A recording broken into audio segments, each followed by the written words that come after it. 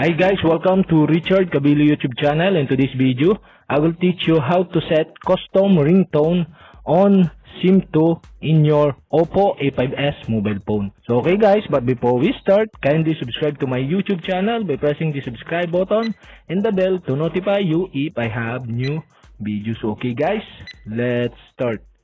You all have to do is go to setting in your OPPO A5s mobile phone. And okay guys, here in settings, okay, select sounds and vibration, okay, click this.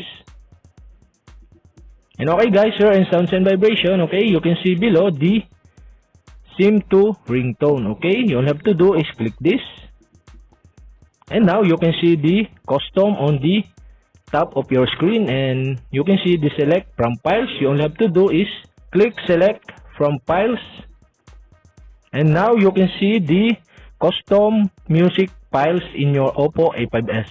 And now you can select the music you want to set as a ringtone of your OPPO A5s mobile phone in your SIM2. So okay guys, I select this one. And okay guys, after you select the music, okay, go back. And you can see the music title in the custom. And okay guys, go back again and you can see the music in SIM2 ringtone.